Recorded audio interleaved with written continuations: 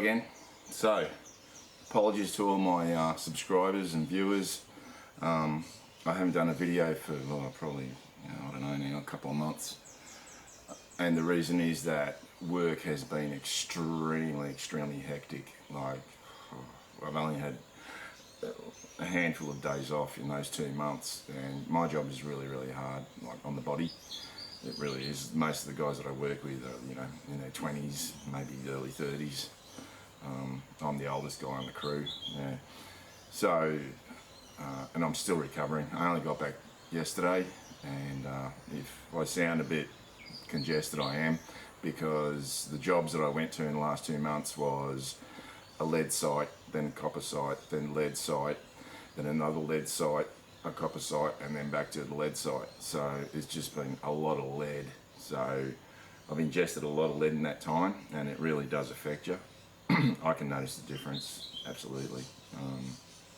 But I'm back, and in the last video I said that I'd ordered a Swiss K31 and a Persian Mauser. Now, they're paid for. I rang Cleavers in Brisbane. I rang up and I said, right, send both. And because they were bought at different times, and there's obviously different email streams or whatever, lines, whatever, they didn't get sent at the same time.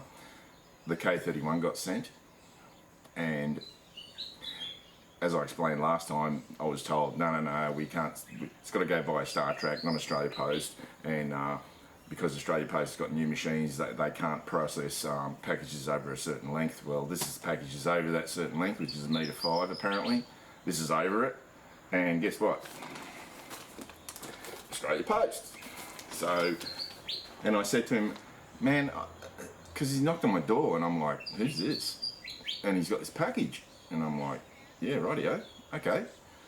And I said to him, I was told that I had to get it delivered to a dealer, and there's a dealer in my town, so I teed up with him to get it delivered. And he said, oh, no. I said I thought it had to be delivered by Star Trek to a business. And he said, no, Star Trek and Australia Post are the same thing, which they are essentially. Australia Post owns Star Trek. And he said, no, it's all right. Here you go. So I don't know what's going on with delivery anymore, because the dealer that I was going to get it delivered to told me that he can't send it via Australia Post anymore, and that he's got to use this delivery company, and it's going to cost like, I don't know, like $120 more per firearm. So yeah. Anyway, enough of that. I'm celebrating. I'm going to have like a 3-week break, which I really need. Like, I am absolutely, if I sound a bit dopey, and it's because I'm still recovering. It was a really hard job. This last job was a breaker. The last day we were absolutely physically spent, like all of us, even the young guys. And there's some pretty fit, beefy young guys, and they were just as spent as me. So anyway, not boasting about my fitness or strength or anything. So anyway, to celebrate my new firearm, I'm having a drink of Beck's. And by the way, if you notice me sweating like profusely, it's because it's stinking hot.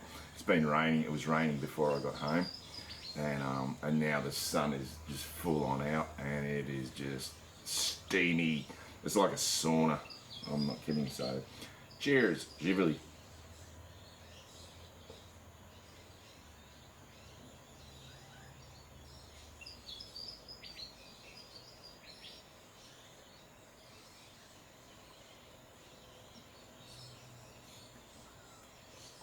Oh,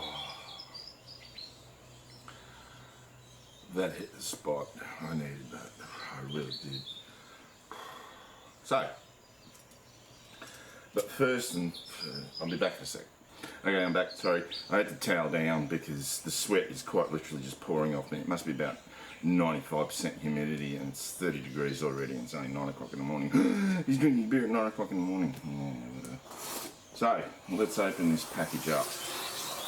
And I know people are going to say, oh, you said you hate unboxings. Yeah, I do, but this is special.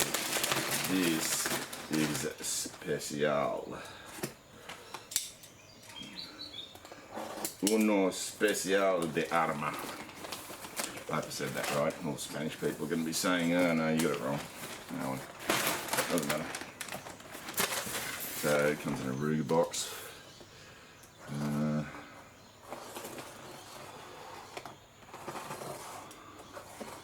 So it's not ridiculously long. It's, I'll show you what it is. You probably know what it is, but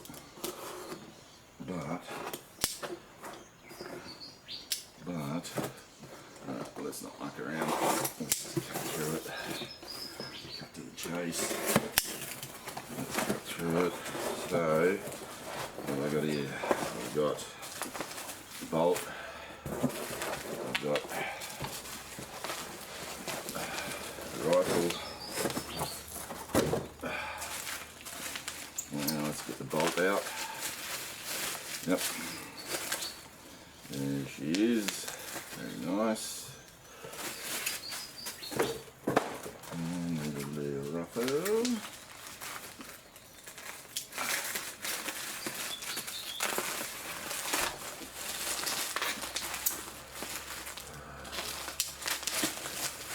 Oh, it's got a sling.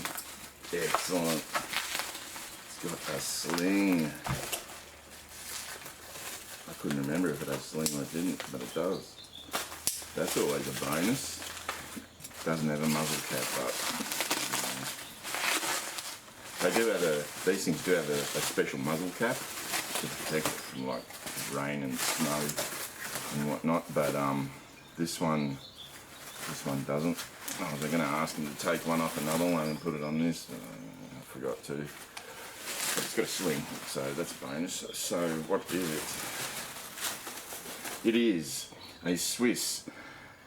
When I bought it, they called it a Swiss K31, which a Schmidt-Reuben K31. It's not actually a Schmidt-Reuben.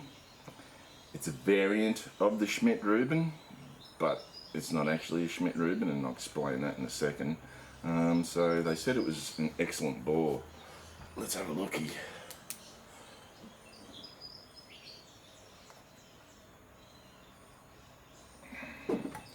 Yeah, that is an excellent bore. I don't know how they do it, but these Swiss rifles, regardless of how old they are, so this was made in, when was this made? I have to read it. This one was made in,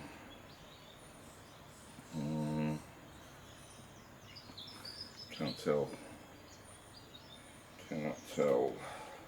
Might have been made in, it's got 58 there, so it might have been made in 1958. I don't know what they've been doing to this. So it's just bubble wrap gluing on there. So 746. 746. Alright, so the bottom metal the magazine matches the rifle. Let's see if the bolt matches. I think it said it was matching numbers. There's the numbers on this. 1942. Okay. 746. Everything matches. So this was made in 1942. Okay. So 1942 manufacture. All the numbers match. Excuse me. I've got to towel down again. Man, it's steamy. Oh. That's bullshit. How steamy it is. I need another beer. Well, I'll be back in a second.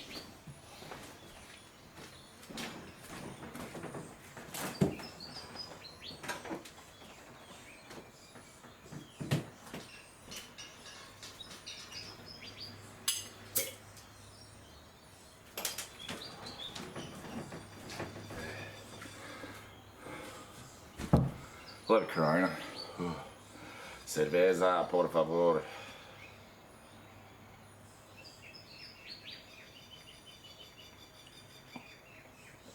Oh, muy bien.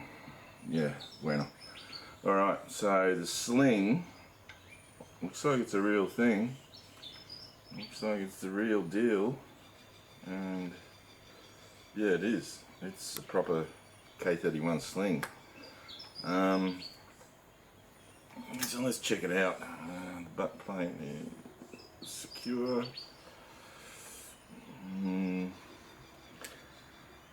Okay. So that's interesting. Alright, so it's the real deal. What's the crown like? Yeah, it's, you know what? The metalwork. This is the thing about these Swiss rifles. The metalwork is always virtually pristine, like not even scratches. The magazine. See if magazines are exactly the same from my K11. This one looks, the K11 looks bigger. And guess what? The K11 doesn't fit the K31. Right, so they are different.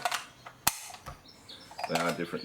They're exactly the same design, but I don't know if you can notice that, or that. The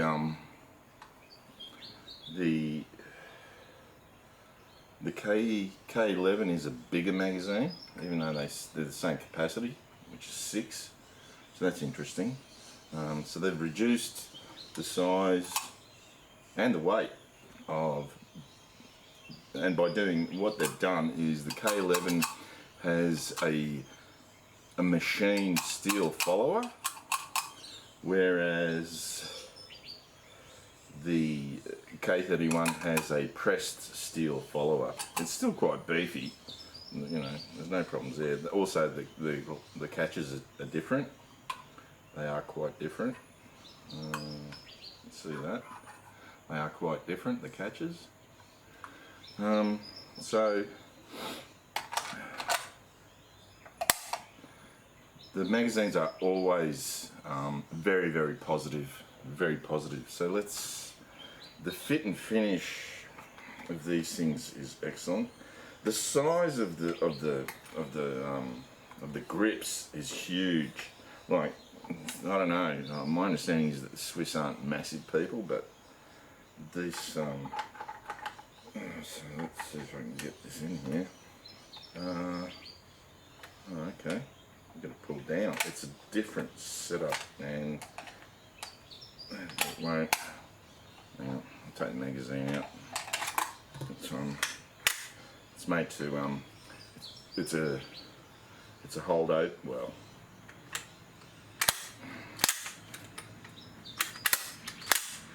so,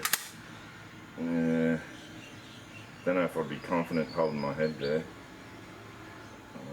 The V-notch on the rear side is sort of, looks lopsided. You know what?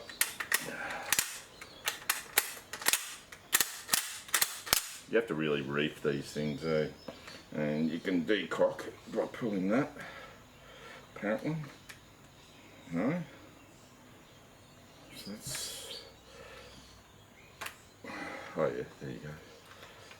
Cock. So you can decock it by doing that. So that's cocked. That's decocked. So that if you fire it, let's see what the trigger's like. It's a huge first stage take up. I'll recock it. It's a huge first stage take up, like massive. Let's see if you can see that. That's how much take up it has, and then it's a very crisp trigger. Like, they're probably the best triggers, I have to say, of any military. So, open that, take the bolt out. So it's got a different bolt release. Alright, I'll do a comparison of the K11 and the K31. Let's start. Let's just, so that's the K31. The K31 weighs more. Strangely enough. That's bizarre. That is really, really bizarre. The grip on the K11 is much smaller. The buttstock is trimmer. Yeah, the grip on the K11 is much smaller, much in circumference, overall size.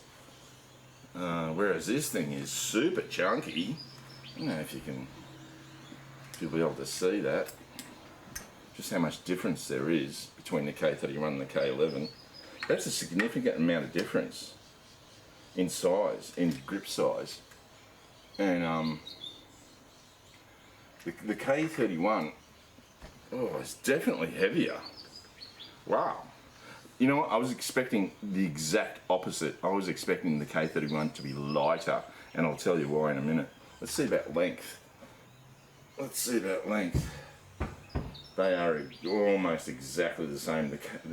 In fact, the K31 is just, I don't know, maybe 5 millimeters longer, a quarter of an inch longer. So, what's the biggest? What are the differences? The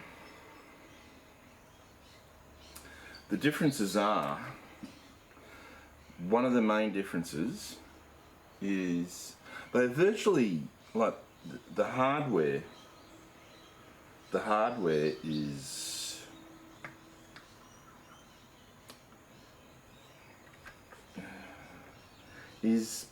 pretty much the same. All the hardware is pretty much the same. The sight, so I'll put them next to each other. Alright. The buttstock on the K31 is a smidgen longer.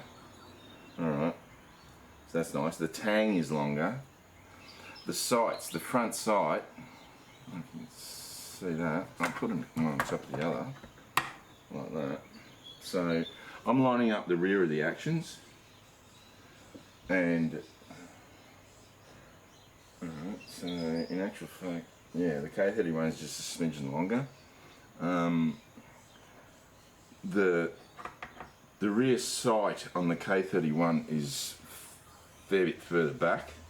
Like I'm talking, I don't know, really. That's probably about a good 75 millimeters further back. Yeah, that's probably like 3 inches further back. And the rear sight is, instead of being, with the K11, the K11 is down to what, 300 meters. It's sighted in for 300 meters. Sorry, I've got to towel down again. It's so the K11 is sighted down to 300 meters. Sorry if I'm rambling on and seem dopey, stoned or something, but I'm not. I'm just really tired and still recovering and just, yeah, full of lead affected. Yeah. What's the word? Yeah.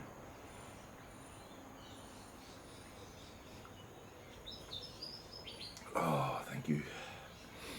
So, what about bottom metals? Yeah, the bottom metals are different.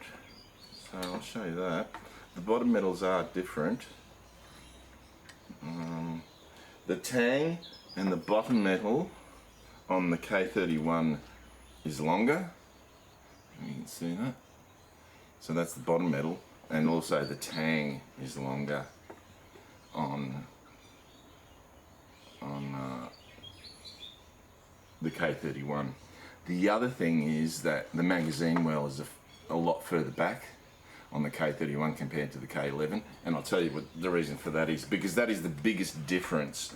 Like, outwardly, if you didn't know the difference between them and you saw one or the other, you wouldn't know they were different rifles, but they are. And so what happened was that when Colonel Schmidt designed the Schmidt-Reuben, Reuben was the gentleman who apparently developed the cartridge, the 7.5 by 55 Swiss, which is actually not 7.5, it's 30 caliber. It's 308, because that's what I reload it with, 308 projectiles. So it's a 7.62 or 7.63, something like that. So when Mr. Herr Schmidt, Colonel Schmidt, Oberst Schmidt designed the Schmidt-Reuben, he considered it to be perfect. Didn't need any alteration, didn't need any changes. It was a perfect design. Now, after a period of time, the Swiss went, yeah, this thing's big, it's clunky. Like the original long rifle, I don't have a long rifle. I don't have the infantry rifle. which is a fair bit longer. And they said, yeah, we need to make this thing smaller. We're not, no one's shooting 1,000 metres, sorry. Or where is it graduated out to? 1,500 metres. So the K11 is graduated out 1,500 metres. You know what? Good luck if you can see the enemy at 1,500 metres. Good luck if you can line them up with, you know, a post and notch sight at 1,500 metres. So it's just total rubbish. You know, the sort of, sorry, the sort of distances that rifles were, you know, rifle sights were set up for back in the day were just crazy. I don't know what they were thinking. So the Swiss wanted to change. I don't know exactly who, but there were people in the you know, in the military, I suppose, who wanted to change the design of the K11. And one of the reasons is that monstrosity. So that is the actual Schmidt-Reuben bolt. Right up until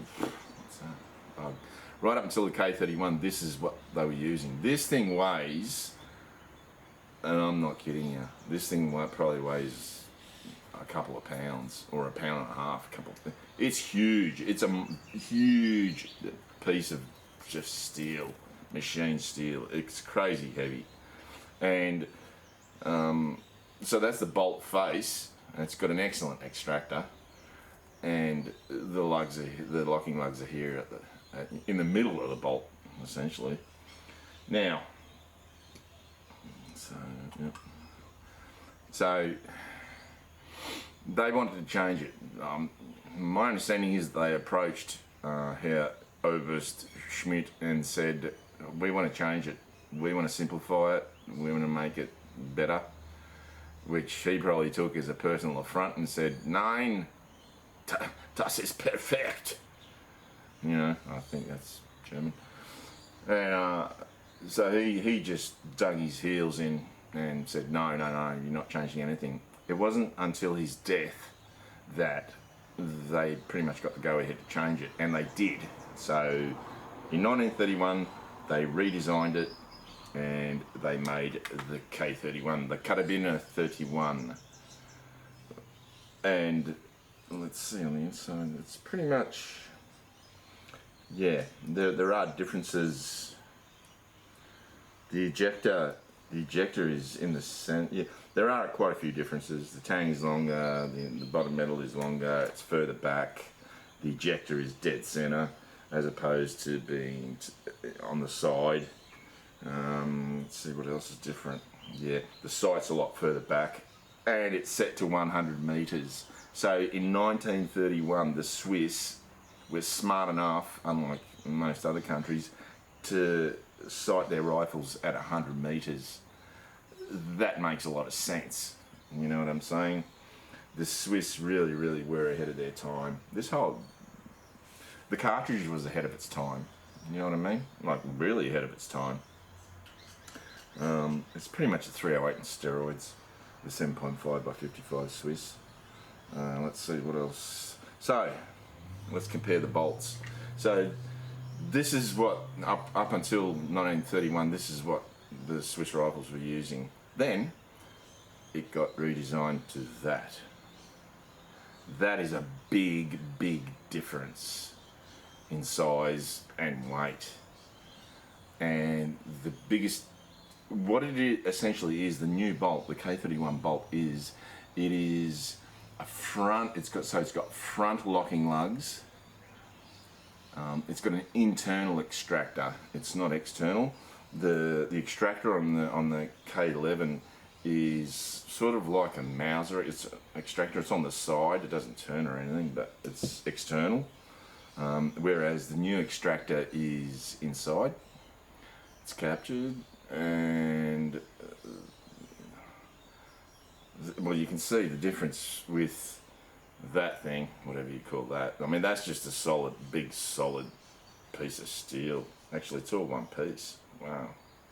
They must have taken some serious machining. The handle and everything is one piece on that thing, whatever you call that, the guide or whatever. Whereas this is Essentially like a piece of sheet steel, I'd say. Really heavy gauge, but it's still machined. It's still machined. And also the handle, oh man, I'm going to tear down again. I can't believe how humid it is. It's just murder.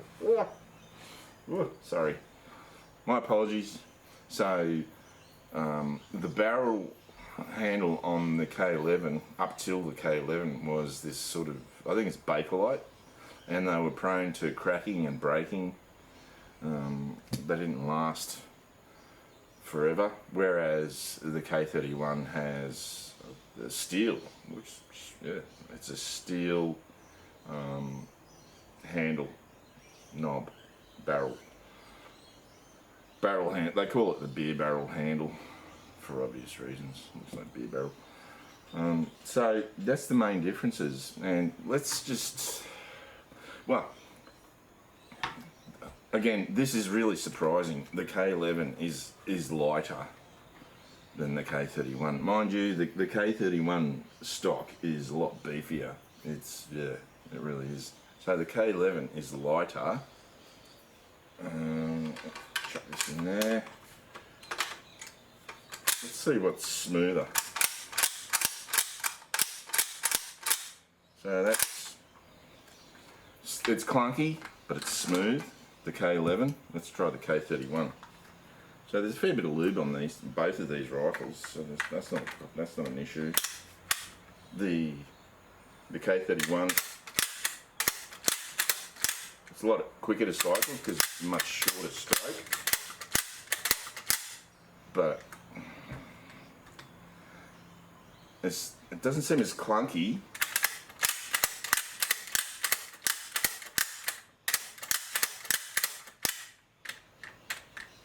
Yeah, it still catches me on there. Oh, I see. You got to push down.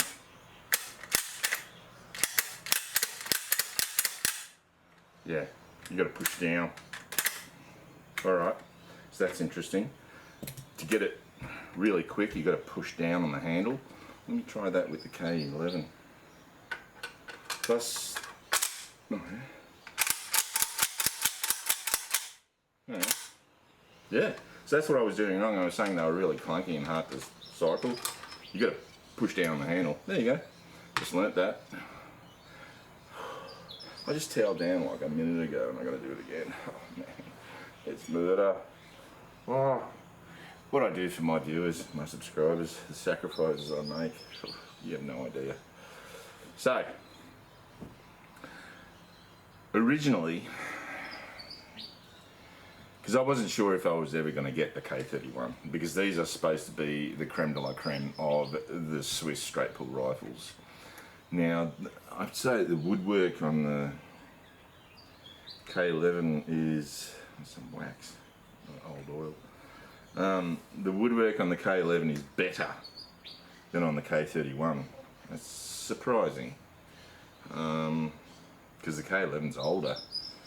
But yeah, this one's a little bit more beaten up. But again, the metalwork is just superb. So what I was saying was that when I got a hold of the K31, I was thinking about getting rid of the K11.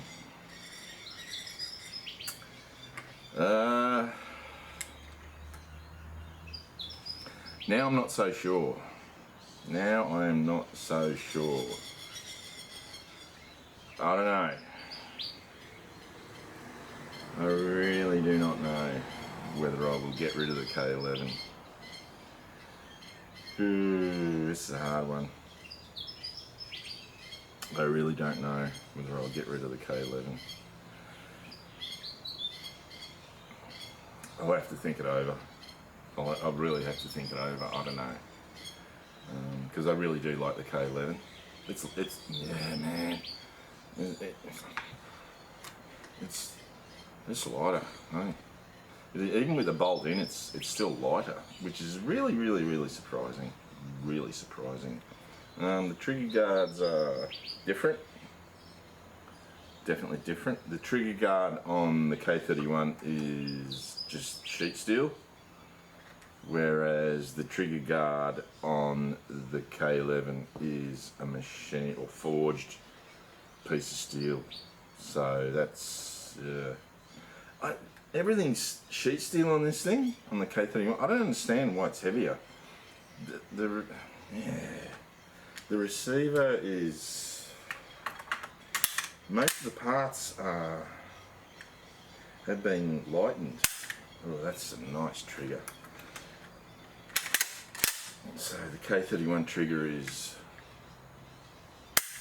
I would say it's like maybe £3, if that. The K11 trigger is, the first stage is stiffer. Not far off. They're not far off from each other. It's still both excellent triggers. I prefer the trigger on the K31. That first stage take-up is a lot softer. Yeah, that's lighter. It's they're both very crisp triggers, I have to say. So, if you can get a hold of one of these, either one, doesn't matter. Get a hold of either one and have a go at it. Have a go with it. You'll like it. You'll like it. They really are just superb. The bores are excellent. The metalwork is unblemished on both.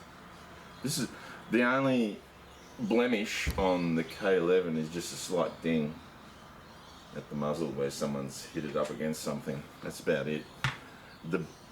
And the only blemish on the K31 is I'm talking scratches and anything at all. And the only blemish on the K31 is nothing. Nothing at all. That's unbelievable. The steelwork is just pristine. So if you want to get a milsurp, an ex-military firearm that is going to be a really accurate shooter, and where the steelwork is in pristine condition, get a Swiss rifle, Swiss straight pull, because they're unbelievable just how good they are. Just, you know, after all these years, you know, 1942 this was made. So this was made in 1942, and the steel, the metalwork, looks like new. Some of the bling is slightly worn off in a couple of spots on edges, sharp edges, but here, there, you know, oh, there's a slight nick there. I got some rust there, I think. Is that rust? No, that's woodwork. Yeah. These rifles are unbelievable. And this one came with a sling, the original sling, which is all very nice. I would have liked a muzzle cap with it, but that didn't happen. Plus, yeah, what can you say? They're fantastic rifles. If you can get your hands on one, get one. So, next on the agenda is, on the agenda is going and shooting my lovely K31. Yeah. Now, I do have one firearm still to come, and that is the K11. I mean, what am I talking about? The Mauser, the 2998 Mauser, Persian Mauser. I don't know when it's going to arrive, and I don't know where it's going to get delivered to. It might get delivered to my door, it might get delivered to the dealer that I specified. I have no idea, but I can't wait to get that. So if you can get a Swiss K31, get it. It really is nice, superb, and this is a good one. It's got all matching numbers. Wow, yeah, excellent. So until next time, see you later.